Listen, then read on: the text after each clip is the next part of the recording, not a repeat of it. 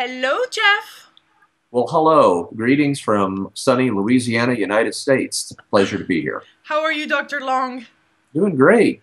And how about yourself? Doing good. It's nighttime over in Glasgow in Scotland. And Excellent. I had the privilege to interview one of your patients, or at least the person that you looked at, and because she had a near-death experience that is very well known and that you have featured on your website. And this is how this went viral over the internet. I'm talking of Anita Moriani.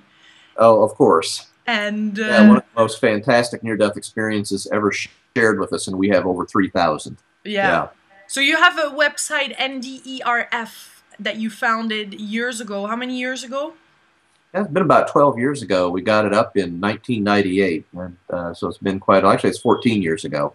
And what's really interesting about you is that you're a physician from Louisiana, and you work with cancer patients, and you got interested about those near-death experience NDEs, and Right. you've got all those NDEs experience that you have on your website, and you have now this book called Evidence of the Afterlife. So we're That going is to talk of correct. Yeah, NDEs. yeah, it's been an adventure all the way along. Yeah. Yeah. What got you into this? What was the moment where your scientific mind went like, yeah, okay, I might have to reconsider what I have learned for many years? That's a good question. That goes back to when I was in my residency training program. My medical specialty is radiation oncology, the use of radiation to treat cancer. But back many, many years ago, I was reading an looking for a cancer-related article in one of the most prestigious medical journals of the world, the Journal of the American Medical Association. And it was totally by accident that I found an article that had the term near-death experience in it. Now, I'd never heard that term before. This was in the early 80s, and I stopped. I was puzzled. And so I went ahead and read the article and was fascinated immediately. Remember thinking, how can somebody who's unconscious or clinically dead have a lucid, organized experience, and how can these experiences be so similar around the world? I said, why isn't more people doing research on this fascinating topic? So immediately I was fascinated, and between my medical studies, tried to learn as much as I could in the ensuing years. But I kept my fascination until many years later when I finally had the time that I could set up the NDERF.org website and start learning about near-death experience that way. So you started collecting stories around the world. How did you know, and how did you knew those were real near-death experiences? Sure. As a scientist and a physician, I know that it's a basic tenet of science. What is real is consistently observed. So I knew when I set up the website and had the questionnaire that if I was going to see these types of patterns over and over in near-death experiences, that would convince me that these near-death experiences are, in a word, real. And very quickly I learned, no question about it, we saw those patterns over and over. Near-death experiences very quickly convinced me of their reality by that consistent pattern. And what are those?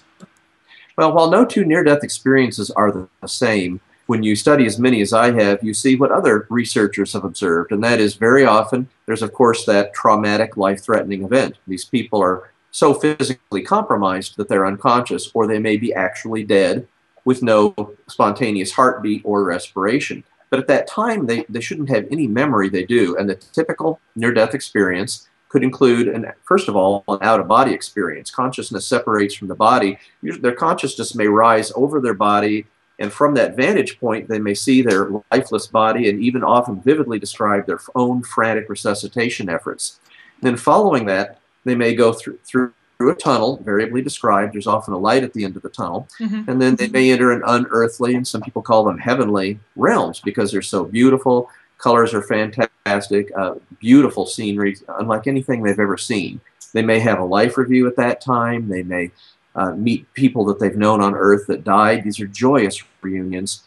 They may then reach what's called a boundary near the end of their experience. They're often feeling intensely positive emotions at this time.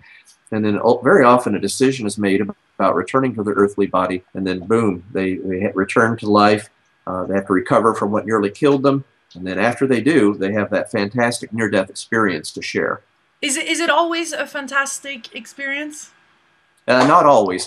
Near-death experiences range the spectrum. They can be very simple experiences where they're simply consciousness apart from the body, looking at themselves down their lifeless body. They may have intensely positive feelings. It can be fairly simple in the sense that there aren't a lot of elements of the experience. Other near-death experiences are fantastically more detailed, and everything in between. Mm-hmm. Mm-hmm. And what are how do you make this a scientific case? How do you actually bring some evidences to this? Sure. First of all, as a physician, I review every single near-death experience account and make sure that I'm convinced that what they're describing really was a life-threatening event. And that's helpful to have that medical background, because I can get a sense for the circumstances that they were in, and it helps corroborate their impression that they were unconscious or clinically dead. So first of all, we have that foundation. Second thing, scientifically, I know the trick is to ask in any survey redundant questions. In other words, you're asking the same question, but in a slightly different fashion, and you can compare how they respond. And the correlation between these types of redundant questions in the surveys that we run are extremely high. Further validation to me that these people are indeed answering these questions accurately. And then finally, you have the fact that what they're describing is very, very consistent. Very often they describe having information they could not possibly have known. They may describe a life review where they saw events from their early childhood that they later corroborated. They may describe what they see in that out-of-body experience, and then coming back years later or days later or months later and finding out that what they saw was indeed absolutely accurate, even if they're, for example, having a viewpoint of what things look like in the tops of tall buildings around, for example, the scene of an auto accident. So there's many, many different ways that you can draw to bear what you would scientifically call falsification of the experience. You look for what doesn't add up, what doesn't, could possibly suggest that it's not real. And at the end of the day, after having done that so many times, you're left with the fact that these experiences are absolutely real. Mm-hmm. And in the case of Anita Moriani, you actually ask her medical records, and you looked at them and have them on file?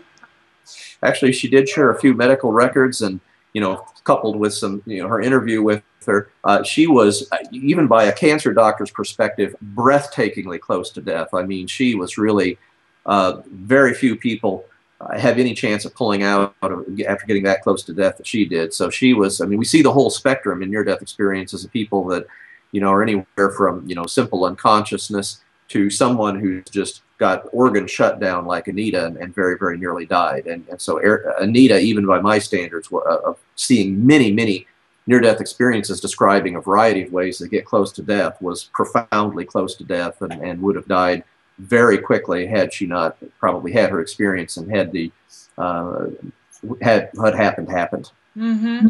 And what does that? The name of your book is Evidence of the Afterlife. Right. So what are some of those things that we can expect from afterlife? Oh, absolutely. Can we expect that same thing, those same experiences of no time, full awareness, etc.? I think some of the strongest evidence about what happens when we die are these so-called shared near-death experiences, where there's a sudden life-threatening event, and then there's two or more people that literally share their experience. They're together, they can talk with their consciousness apart from the body, and they may even enter these unearthly realms interacting. And so very often in these experiences, one person, if you will, goes on and doesn't return to life, doesn't return to their earthly body, and yet the other person does. So that is some of the strongest evidence that I'm aware of, that the descriptions of what people describe in near-death experiences does really seem to be that initial path of permanent, irreversible death. And what a remarkable afterlife that suggests. That's why my book is so full of hope and has been so profoundly reassuring to so many people. First and foremost, which I think is manifestly evidence from my own research and the research of others, absolutely, there is life after death. There is a wonderful life after death, and it is for all of us. But above and beyond that, it's what that life is like at that afterlife, free of pain and suffering, intensely feelings of joy, peace, and love, that awareness that we're all connection, that awareness that love rules the universe, that place of all knowing, that place of all acceptance, profound beyond anything we can even imagine in our earthly lives. And yet there it is, our heritage for each and every one of us. Mm. It's amazing to hear about shared near-death experience, and this is something I don't think we hear much about in the mainstream, even more so, but even on the internet. What are some of the conditions that makes this possible? Yeah, shared near-death experiences, you don't hear about them much because they're relatively rare. It's Okay. very unusual where two people have a simultaneous life-threatening event, such as a bad car accident, and Okay. then, one person comes back and shares this. Shortly after my book was published, we had yet another shared near-death experience, and I might just give it as an example. There was a gentleman driving with his fiancée, terrible auto accident, and so they were both unconscious as a result of the physical trauma of the accident that they suffered. But all of a sudden, the two of them found themselves holding hands over the car, looking down at their own physical bodies down below. And they were able to communicate and talk and realize that they'd been in a very serious accident, and that it was, they were both unconscious, and that they were both having a fantastic experience together. So they were actually holding hands as they ascended up, and they went higher and higher into some unearthly realms. And there they met a small group of other beings who told them what they already knew. You've been in a severe auto accident, and communicated to them that the gentleman needed to return to his earthly body, but that the lady had been so severely injured in the auto accident that she was not going to be able to return. And these beings reached out and took the two hands which they were still holding together and separated them. And the lady went with them forward, with the beings, and the gentleman returned to his earthly body. And then only after some time he came to consciousness. But you can imagine the horror the moment he comes to consciousness, knowing exactly what happened. He'd been in an auto accident, and he knew full well instantly on awaken, without even looking around or checking, his fiancée had died because he was a part of that experience. Mm. How do you call those experiences where there is a person on the deathbed, or they're transitioning, and other people in the room feel that and feel the moment they passed away, or they're having this experience? Are these also considered shared near-death experience or not? Yeah, that's a good point. The term where somebody is dying and other people in the room become aware of the time that they pass through a whole variety of mechanisms, or even the experience of the dying person being aware of deceased loved ones around them, or if you will, spiritual beings, or having intense awareness of love and peace. These are all globally known as deathbed visions, is the term. And if somebody else is around the person dying and they have that experience, those aren't shared near-death experiences, but that's a more global term, applies to those shared death experiences. So that's what. And shared death experiences, of course, we have a lot more of them.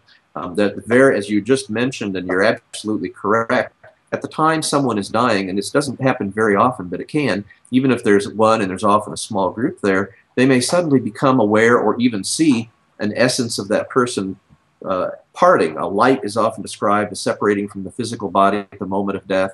They often describe right at that moment intense positive senses of feelings, joy, peace, oneness, and it's just an amazing experience. What should be that, the end to a dying process, that last horrific moment, suddenly becomes a beautiful, transcendent moment for everybody that's in the room experiencing that, and they realize that the soul is departed, that there is an afterlife, and it's incredibly reassuring, as you can imagine, for people that have those types of experiences. People describe that it's coming out of the head like that sometimes. Did you have that? They absolutely do. Coming out of the head is a common description about where the light or the essence or something immaterial seems to separate, but I've seen it described from really any part of the body or the entire body. So it can seem that's true for what they describe for around the time of near-death experiences. So it seems to be head is the most common, chest probably second most common, but it can the visualizations of that essence, if you will, soul, if you will, departing can occur anywhere, or it may not be observed departing. Dr. Wayne Dyer today was on stage with Anita Moriani and was explaining one of his stories was feeling his mom and being jolted. He lost his mom I think not so long ago, and he felt jolted. Do you also see that in those cases? How do you explain this when you're in a total different room or country, that you feel that your loved one all of a sudden like either giving you a big hug or you feel like a strong presence? Oh, that is very, very common. We actually, in addition to our near-death experience website, we have a whole website devoted to after-death communication. So we have literally hundreds of these types of experiences. They're not rare at all. The most common type that they occur is somewhat like Wayne Dyer described, and that's right at the moment of death. We have many experiences where at the moment of death, even if they didn't know the other person was dying or even was ill or their life was in jeopardy, or even if they're hundreds or even thousands of miles apart, they can have that awareness. It can be a jolt. They can actually see the person. They can actually hear the person. There's a whole spectrum of experiences that can occur right at that moment. Now, if it's at night, one thing that's very interesting is they'll typically look at the clock and say, wow, what happened? What's going on here? And then if the person, you know, was pronounced dead in a hospital or some other institution, you have that timestamp and you can correlate the time of their experience with the time of declarative death, and it is astounding how frequent that is. So the accuracy, yeah, and that's common. That's and that is a good example of a shared death experience because it's occurring right at they're basically sharing a moment or an awareness that someone else has died right at that moment. And these can be beautiful experiences. They can see the person, hear the person who's died, and essentially always these are messages of profound peace and just awareness that they died, and if you will, a very loving final goodbye. I wonder when it happens to at a younger age, to let's say a person, a kid that is 5, 6, 7 years old or what have you, that loses somebody important, that if they can be actually shocked by such an experience and then totally shut down. You know, it's interesting. We have many people who describe these, you know, shared death experiences, or if you will, after-death communications occurring at the time of the death. Many of them are children. It doesn't really seem to be traumatic because don't get, I mean, gosh, you know, you and I and many of your viewers may say, isn't that like a ghostly or frightening or sudden or scary? It really isn't. Very often you feel, like is described in near-death experiences, that great sense of peace, that great sense of love. I mean, you feel that there's something very good happening. And then essentially always in after-death communications, it's not frightening or startling. I mean, you immediately become, or if there is, it's extremely brief, but they feel the sense, that loving presence, that joy of being there, that satisfaction, that once-in-a-lifetime experience where they're able to say goodbye one more time. So even for children, these experiences are set up so that they have those associated positive emotions so that they almost never are frightening. Well, unless their surrounding is not understanding all this, and this was the problem years and years ago also with adults. But if you're around others that think you're crazy because you've seen such a thing, you can actually, I think, very much withdraw from it. And thank God for websites like yours, and that you step up early in the process. And there is now many books about it and testimonials, so people can free themselves up. Thanks to Raymond Moody as well for his really, really early pioneering book. But I could see how a kid could definitely shut down after a whole spiritual realm because of that. Unfortunately, because he might not be understood by his own parents. So the parents have such a big role to play too. Right. That is such an excellent point. Parents, whenever, and this goes for everybody, whenever you encounter someone, a child or anybody else that describes these remarkable spiritual experiences, because they may be unfamiliar to the parent or their friends or family or other people, it's tragic, and we still hear a lot about this, about people who tried to share their experience. They were ridiculed. They were told it was a dream. People that have these experiences almost invariably know that something real happened. They know darn good and well what dreams are, and they know what they experience, and they're totally different things. So as a result of that, it's very, very disheartening for people that know that they've had a profoundly important experience in their life, and it's hard for people to believe that they share with. And you're right. All the websites, all the books that have come out, all the remarkable stories that have been told have been a huge game changer. I will tell you from doing this for over 14 years, early on we saw so much more of that, so much more people that had a hard time being believed, that were, if you will, shut down. And yes, they were. Oh, today with the internet, with people aware of how common these experiences are and aware that they're real, we're seeing much less of that. You see much less healthcare team members telling people that your experience wasn't real. You see much less people, friends, people telling them that that could not possibly have happened. We know darn good and well that they happened as researchers. We have the evidence to not only prove that they happened, but they're real experiences, and that has been enormously helpful in the public accepting these experiences. People are these and age, the substantial majority of people know, for example, about near-death experiences and these types of experiences, and they're much more accepting of them than they were 10 years ago. Yeah. In Europe, because now I'm touring around Europe and interviewing people, unless I'm doing Skype like those, but I'm noticing that near-death experiences stories are huge. There's big events happening here in France, thanks to Sonia, that was S17 Production, is creating big events. And there is, I'm noticing over in Holland with the doctor, the cardiologue, and in France, that now within hospitals there is a service, there's a department to help the patients report those kind of events and help them to walk towards death, to reassure them so that they can see those videos or testimonials of NDEs. Do you also see that in the US? How is that evolving around you? Yeah. Very good question. In the last 10 years, there's been a huge amount of change in the hospital settings in the United States, too. I recently was invited to go up to Wisconsin here in the United States and talk at one of the largest hospitals in Milwaukee at their medical grand rounds, which is almost always reserved for items of medical information. But there I talked about my book, Evidence of the Afterlife and Near-Death Experiences. The auditorium, which was huge, was so packed with people interested in the talk. There were people sitting in the aisles. I felt bad about that. But here was like scores and scores and scores of doctors as far as the eye could see, and here I am sharing my experience. But to my astonishment, they loved it. To my astonishment, the feedback, and they actually sent me the feedback from my talk that they provided anonymously afterwards, and it was overwhelmingly positive.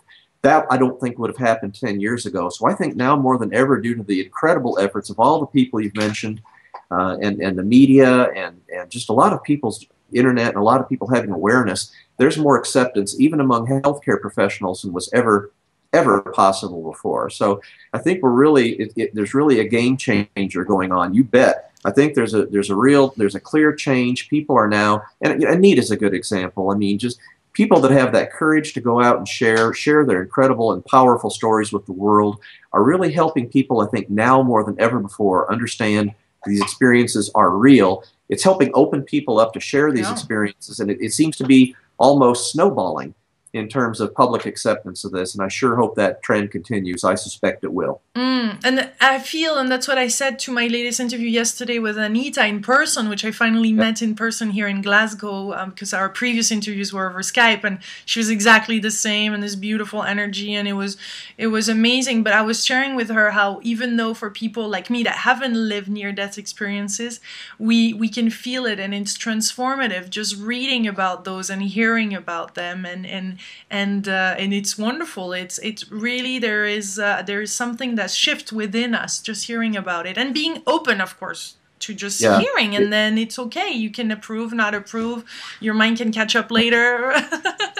When you talk to a near-death experiencer, they may kind of be hesitant or somewhat tentative when they talk about the events that led up to them dying or their recovery. But when they start talking about their experience, that near-death experience, when it comes to that part of the story, they sit up straighter, eyes get wider, they seem to have a lot more confidence.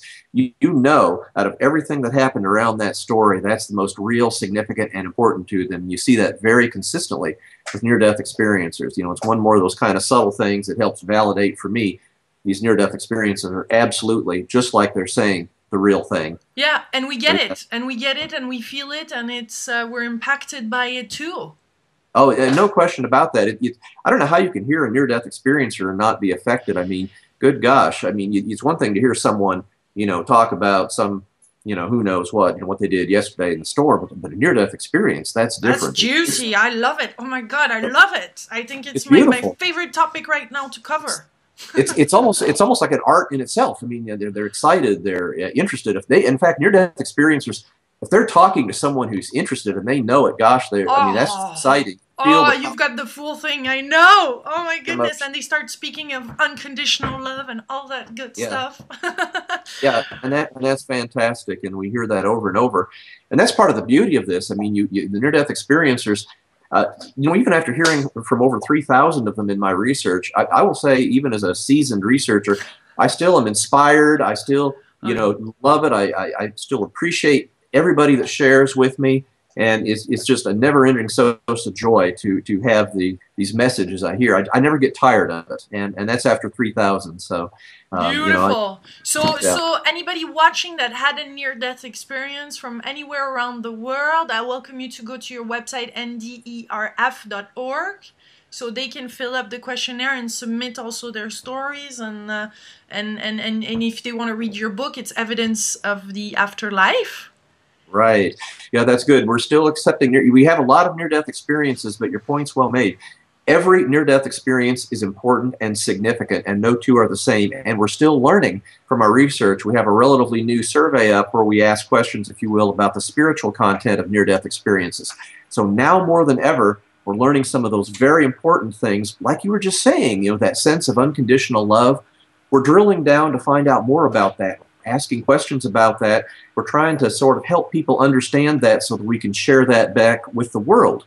In my next book, and it's going to be exciting. The life lessons in near-death experience are huge, as far as the awareness, the total awareness, the time, the instant healing, all of it is so precious for our life right now. So that's why when I'm interviewing somebody that had those near-death experiences, I keep on repeating, but please check out what you can learn in your own life right now and how you can apply it.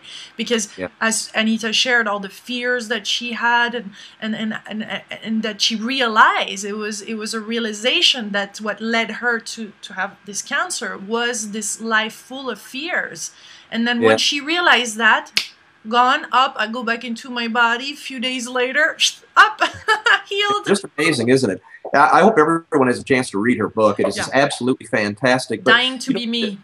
Yeah, and the paradox of Anita's message, which is absolutely true, is that near-death experiences have less to do with death and more to do about life, more to do about things that we all need to know, things that we can, help us live our lives more confidently, help us understand we don't need to fear death, help us understand that we can live our life apart from the fears that have held us back from being who we really are. Whereas in the words of Anita, remember your magnificence. I really love that. And it's certainly the near-death experiences and the messages we see so consistently, profound messages for all of us to live our lives each and every day. Well, thank you so much, Dr. Long, for this this beautiful interview and this clarity that you have and your passion, and for going beyond what you were instructed to do, to go beyond that, to pioneer and to share with the world in a much bigger realm now. Yeah, it's been a real pleasure, and I really appreciate great interview. Thank you so much. You're and it's just a real delight to share what I know about near-death experiences. Thank you again. Thank you.